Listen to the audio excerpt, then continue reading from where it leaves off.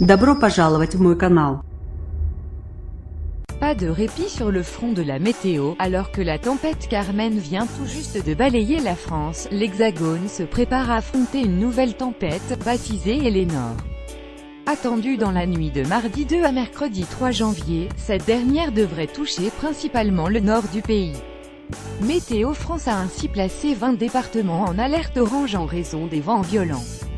Il s'agit de l'Aisne, du Calvados, de l'Eure, de l'Eure-et-Loir, du Loiret, de la Manche du Nord, de l'Oise, de l'Orne, du Pas-de-Calais, de Paris, de la Seine-Maritime, de la Seine-et-Marne, des Yvelines, de la Somme, de l'Essonne, des Hauts-de-Seine, de la Seine-Saint-Denis, du Val-de-Marne et du Val d'Oise.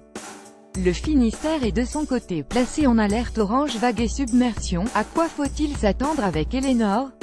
Réponse avec Sébastien Léas, prévisionniste à Météo France. France Info. La tempête Carmen s'éloigne. Quel bilan tirez-vous de son passage? Sébastien Léas. Elle a balayé une bonne partie du nord du pays et également de la façade atlantique. Les vents les plus forts se sont décalés sur les Alpes et la Corse avec des rafales sur l'île qui ont dépassé les 180 km/h. Et puis, on attend déjà une nouvelle tempête qui, elle, s'appelle Eleanor. Elle doit arriver dès la nuit prochaine. À quoi devrait ressembler Eleanor? Sa trajectoire est un petit plus au nord que Carmen, avec notamment des fortes rafales dès cette nuit sur le littoral de la Manche. Les fortes rafales vont aussi s'engouffrer dans les terres pour concerner les régions du nord-est demain. On attend des rafales de plus de 100 110 km/h à l'intérieur des terres, beaucoup plus sur le littoral. On est aussi dans un contexte de forte marée, on va avoir des risques de vagues et submersion sur tout le littoral de la Manche. Le nord-est ne sera pas la seule région concernée car on attend aussi de très violentes rafales sur les Alpes. Le manteau neigeux sera très instable. Il y a des chances que les stations de ski soient demain un peu perturbées, notamment les remontées spentes, à cause des rafales, qui dépasseront les 120 130 km/h. Le risque d'avalanche est extrêmement fort sur le massif alpin. Quelles sont les précautions à prendre? Pour ceux qui se trouvent dans les Alpes, il faut surtout éviter de faire des sorties hors-piste. Avec un manteau neigeux aussi instable, le moindre passage de skieur peut générer une avalanche puisqu'on a même des coulées spontanées qui risquent de se produire dans des cas comme ça.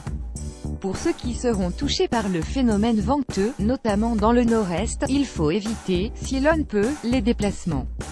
Pensez aussi à enlever les éléments qui peuvent s'envoler dans les jardins, par exemple. Kestche qui explique cette succession de tempêtes hivernales. Estonne dans un schéma classique ou exceptionnel. Depuis le début du mois de décembre, on a eu le passage d'Anna, celui de Bruno, puis de Carmen et maintenant Eleanor. C'est vrai que c'est un peu remarquable cette succession de tempêtes en l'espace de quelques semaines. En revanche, on est dans un contexte qui reste assez classique dans l'ensemble. On a une zone dépressionnaire qui circule entre l'Islande et les pays scandinaves. Et puis, on a les hautes pressions qui, elles, sont plutôt en retrait vers les Açores, le sud de l'Europe. On est sur ce que l'on appelle le rail de perturbation.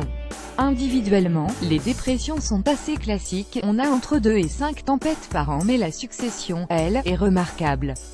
ESTCE que Eleanor est la dernière tempête hivernale, ce que l'on voit, c'est que l'on reste dans un contexte extrêmement perturbé.